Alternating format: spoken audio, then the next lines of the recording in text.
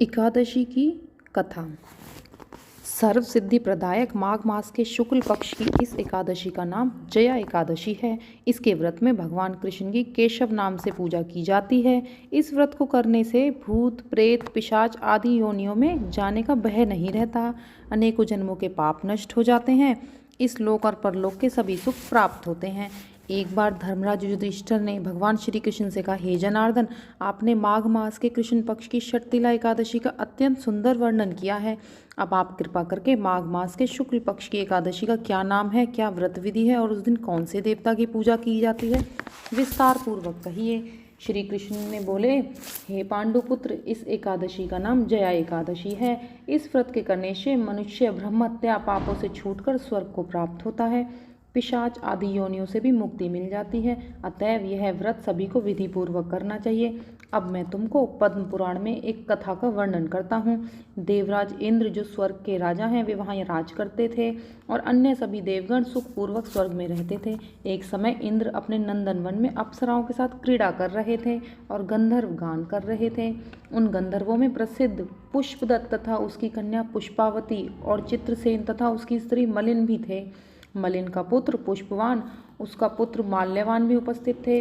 उस समय पुष्पवती माल्यवान को देखकर मोहित हो गई और काम बाणों के चलायमान होने लगी।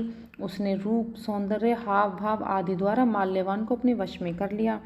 पुष्पवती की सुंदरता को देखकर माल्यवान भी उस पर मोहित हो गया। ये दोनों कामदेव के वश हो गए थे, परंतु इंद्र के बुलाने पर नृत्य गायन के लिए इन्हें जाना पड़ा।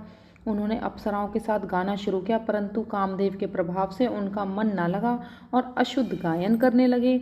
इनकी भाव भंगिमाओं को देखकर इंद्र ने इनको प्रेम को समझ लिया और इसमें अपना अपमान समझकर इन दोनों को श्राप दे दिया कि तुम मृत्यु लोक पर जाकर पिशाच योनि में जन्म लोगे और अपने कर्मों का फल भोगोगे।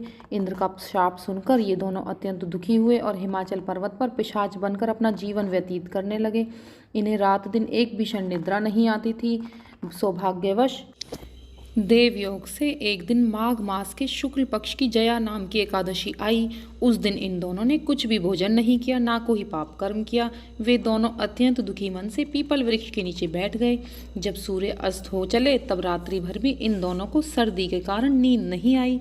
दूसरे दिन प्रातःकाल होते ही इस व्रत और रात्रि जागरण के प्रभाव से इनकी पिशाच देह छूट गई और अत्यंत सुंदर वस्त्रों तथा आभूषणों से अलंकृत होकर दोनों स्वर्गलोक को प्रस्थान कर गए। उस समय आकाश में देवगण तथा गंधर्व उनकी स्तुति करने लगे और पुष्प वर्षा करने लगे। स्वर्ग में जाकर इन दोनों ने देवराज इंद्र को प्रणाम किया।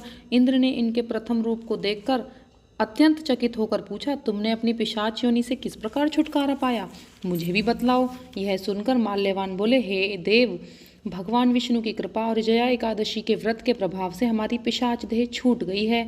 तब इंद्र बोले, हे माल्यवान, भगवान की कृपा और एकादशी के व्रत करने से न केवल तुम्हारी पिशाच योनि छूट गई है, वरन तुम हम लोगों के लिए भी वंदनीय हो गए हो। भगवान विष्णु और शिव के भक्त हमारे लिए वंदनीय हैं, अतः आपको धन्य है।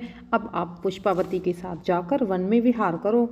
श्री कृष्ण के ने अंत में कहा, हे राजा युधिष्ठिर, इस जया एकादशी के व्रत से बुरी योनि छूट जाती हैं। जिस मनुष्य ने इस एकादशी का व्रत किया है उसने मानो यज्ञ जप दान आदि सभी पुण्य कार्य कर लिए। जो मनुष्य जया एकादशी का व्रत करते हैं वे अवश्य ही 1000 वर्ष तक निवास करते हैं स्वर्ग में। बोलो श्री सत्यनारायण भगवान की जय। ओम नमो भगवते वासुदेवाय नमः।